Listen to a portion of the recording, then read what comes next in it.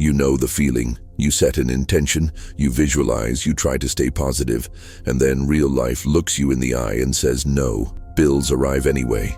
The opportunity goes to someone else. You wake up determined and go to bed frustrated, wondering whether this whole manifesting idea is just pretty language for feeling stuck. If any part of that landed in your chest, stay with me. This is not a pep talk. This is a switch you can learn to flip. Let me ask you what most people never consider. When reality seems to ignore you, are you broadcasting a clear signal or a scrambled one? Picture an old radio dial between stations. The song you want is already in the room, but what reaches your ears depends on how you tune.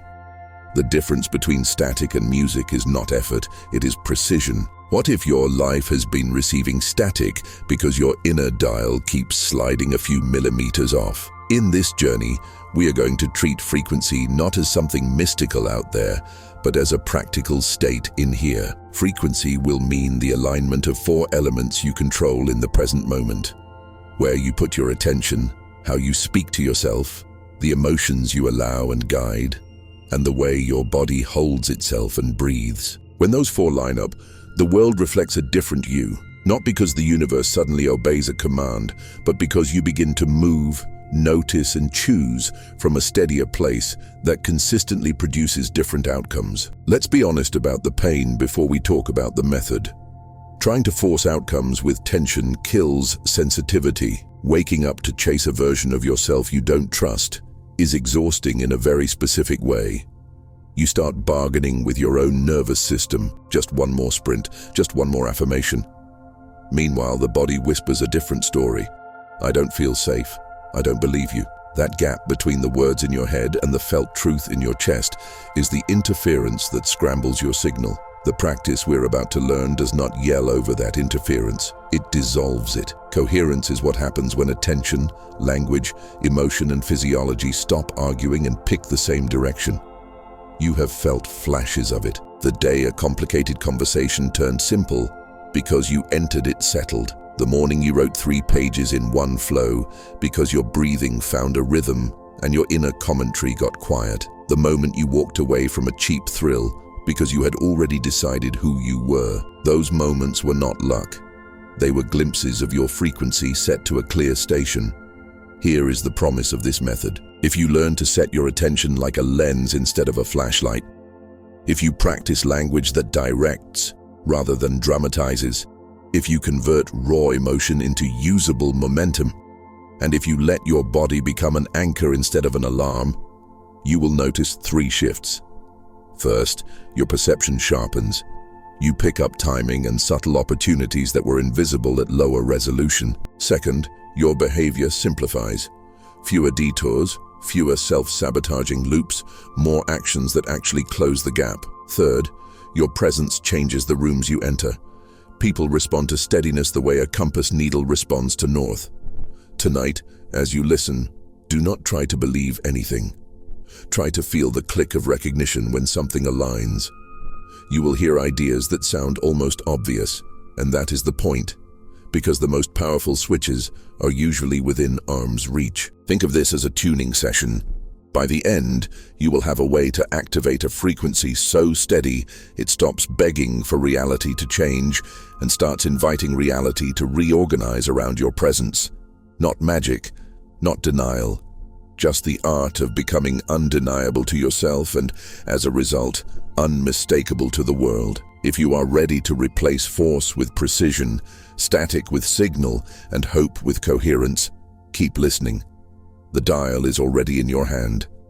Let's turn it together. Before we talk techniques, we need a shared definition that feels usable in the middle of a messy day. When I say frequency, I mean the living blend of your attention, your inner language, your emotional tone, and your physiology, held long enough for the 4 to agree. It is not a mood that comes and goes by accident. It is a state you can train like a musician holds a note until the glass hums in sympathy. Think of attention as the lens that chooses what becomes vivid, inner language as the story that assigns meaning, emotion as the current that powers movement, and physiology as the instrument through which the song is played. When these are aligned, you are not waiting for reality to behave. You are behaving as someone reality can recognize. Start with attention. Most people use it like a flashlight, swinging it wildly from problem to problem. A lens is different. A lens selects, excludes, and deepens. When you treat attention like a lens, you pick one signal and allow time for resolution to sharpen. The world is not hiding from you. It is simply crowded, and your nervous system needs you to reduce the noise. The question is not only what you look at, but how long you are willing to look with steadiness. Attention is not strain. It is permission to dwell. And when you dwell, patterns appear that cannot be seen at the speed of panic. Now, inner language. Words are not decorations on experience. They are the rails your mind runs on. There is a difference between saying this is hard and saying I am learning to carry more. There is a difference between why does this keep happening to me and how do I want to meet this now. Each phrase is a switch that directs the next frame your mind will pull into focus. Language can be honest without being theatrical. It can name the weather without forecasting doom. When your sentences become instructions rather than alarms, your nervous system stops flinching and starts listening. Emotion is the current that either shorts the circuit or lights the room. People often try to bypass feeling in the name of productivity, and the cost is static. The point is not to feel good all the time. The point is to feel clean. Clean emotion is acknowledged, metabolized, and given a job. Anger can become boundary and velocity. Grief can become depth and tenderness. Fear can become precision and readiness. When you give emotion a constructive frame and a direction, it stops banging on the door and starts helping you carry the furniture. Physiology is the instrument. Breath rate, posture, muscle tone, eye focus, even the speed of your micro movements are all signals your body sends to your brain about the world you are in. If the body reports danger, the mind will search for evidence to match. If the body reports groundedness, the mind will search for options. This is why trying to think your way out of a dysregulated state often fails. The instrument is out of tune. Slow the breath until the exhale is longer than the inhale. Soften the tongue against the floor of the mouth. Drop the shoulders and lengthen the spine so the heart has space to beat without pressing against a shield of tension. These are not side notes. They are the tuning pegs. Coherence is when these four stop contradicting one another. Notice the difference between an internal negotiation and an internal agreement. In negotiation, attention wants one thing while language dramatizes another. Emotion is rejected and physiology is braced for impact. In agreement, attention chooses a useful target. Language frames it in a way the body can believe. Emotion is acknowledged and channeled, and physiology holds a posture that confirms safety and readiness. Agreement does not mean you feel perfect. It means your parts are rowing in one direction. You might ask whether this is just semantics wrapped in a shiny metaphor. Test it instead of debating it. Think of a moment you were fully present in a challenge, maybe a tough conversation or a deadline you met at the last minute with unusual calm. You were not faking positivity. You were focused. Your inner voice cut out the noise. Your feelings moved through without hijacking you, and your body felt alert, but not frantic. That was frequency. Another example comes from athletes who speak of being in the pocket, where time seems to stretch and decisions feel obvious. The same ingredients are in play, just tuned deliberately rather than stumbled into. Here is the reason reality starts to seem cooperative when you learn this tuning. You perceive more signal and less noise, so you register timing, nuance, and opportunity. Your behavior simplifies, so you stop performing and start doing the next necessary step. Your presence communicates steadiness, so people trust you with responsibility and information they withhold from scattered energy. The world did not change its laws. You changed what you are broadcasting long enough for the ecosystem around you to adapt. From here on, treat frequency as a practice field, not a superstition. You are not asking the sky for favors. You are training a state that welcomes clarity. In the next part, we will refine how you point your lens and rewrite the story that lens sits inside, so the evidence you find begins to fit the future you are selecting rather than the past you are repeating. For now, know this: You already own the dial. We are only learning to hold it steady. Attention is a lens that makes some realities brighter and others fade. Most people point that lens at what hurts and then wonder why the day becomes a slideshow of problems. Choosing where to look is not denial. It is design. The mind learns from repetition, so whatever you rehearse becomes easy to recall. If you rehearse threats, your nervous system grows fluent in alarm. If you rehearse direction, it grows fluent in movement. The practice is to select, to dwell, and to let relevance rise like bubbles in clear water. Begin with a single target that matters today. Not everything. One thing. Ask what would be most useful to see with clarity for the next hour. When the target is chosen, place your focus on the smallest proof that it already exists in seed form. Precision beats volume. If you aim wide, attention tires. If you aim clean, it gathers strength. Now bring in the story. Your inner narrative is the context that tells your lens what to expect. A story like "everything is hard" makes the lens hunt for friction. A story like "I am learning to carry more" makes the lens hunt for evidence of capacity. The story does not need drama to be powerful. It needs believability. Say it in a sentence you can feel without flinching. You are not hypnotizing yourself. You are choosing a frame that helps your system organize. Test your frame out loud and scan for tension. If your jaw tightens or breath shortens, soften the claim until it fits. Instead of "I always succeed," try "I keep finding useful moves under pressure." Instead of "I will never feel fear again," try "I can feel fear and still express my voice." The goal is a narrative that makes space inside you. When space opens, perception widens, and your attention settles like a camera on a tripod. As you move through the day, let attention and narrative form a loop. You point the lens, the story defines relevance, your senses bring back data, and the story updates to reflect what you are learning. This loop is how you become a magnet for aligned evidence. Not because the world bends to will, but because your system stops spending energy on signals that do not serve the direction you chose. You ask better questions. You narrate with orientation rather than drama. Try this now.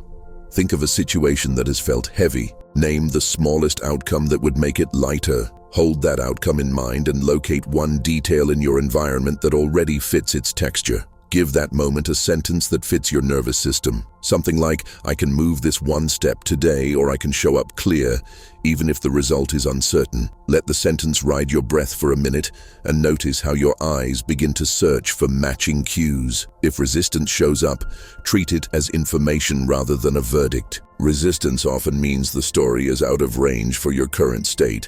Adjust the story, not your worth. If you cannot hold "I am unshakable," hold "I can return to center faster than before." If even that is far, hold "I can breathe through the next 60 seconds. The loop works at any scale.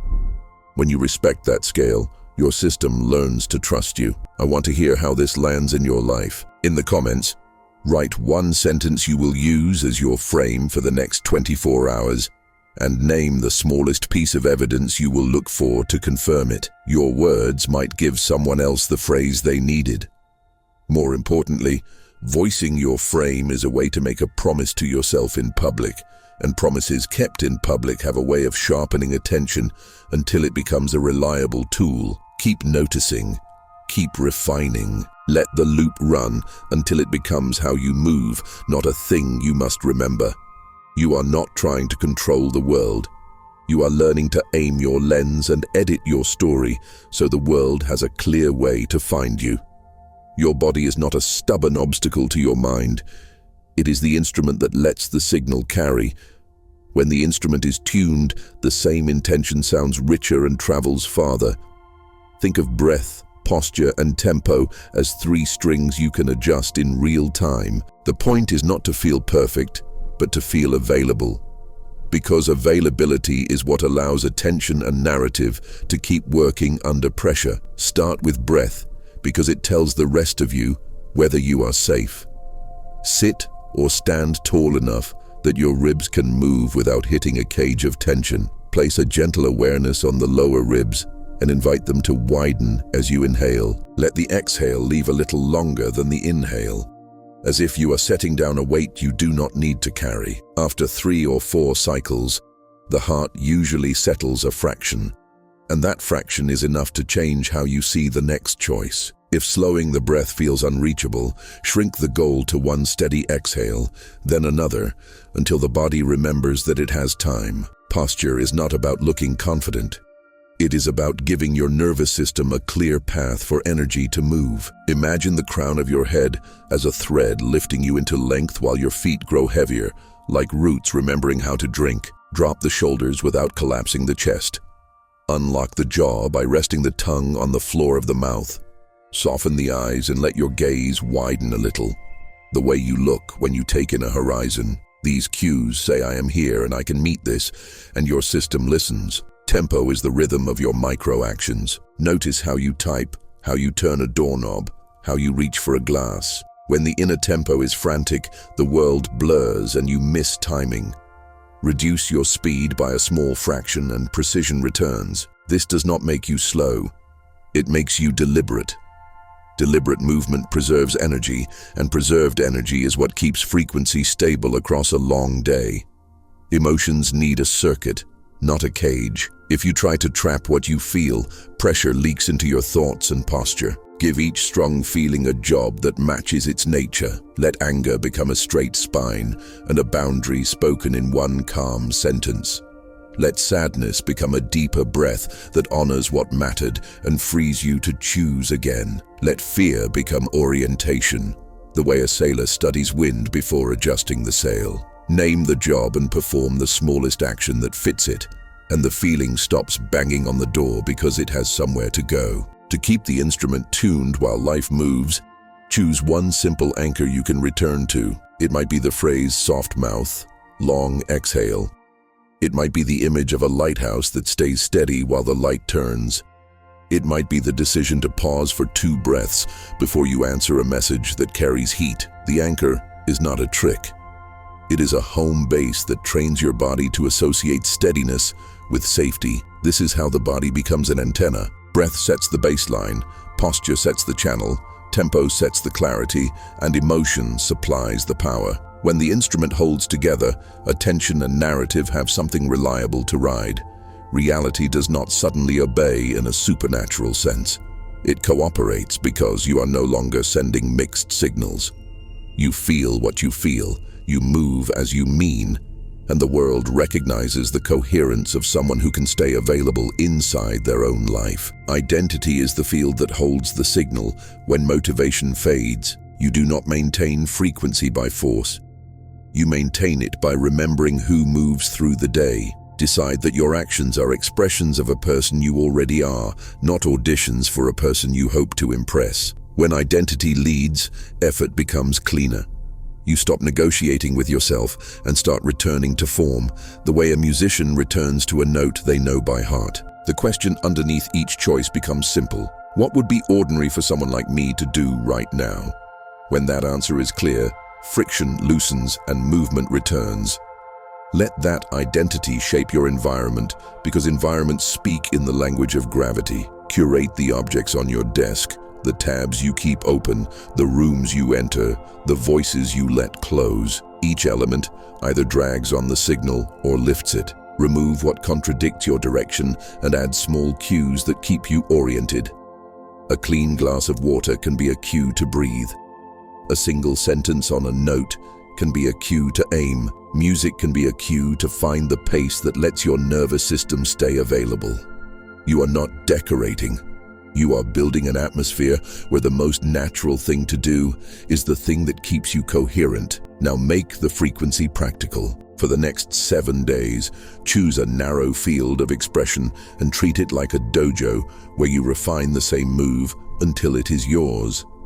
Maybe it is how you begin each morning, or the first 90 minutes of focused work, or the tone you bring to one relationship conversation you have been avoiding.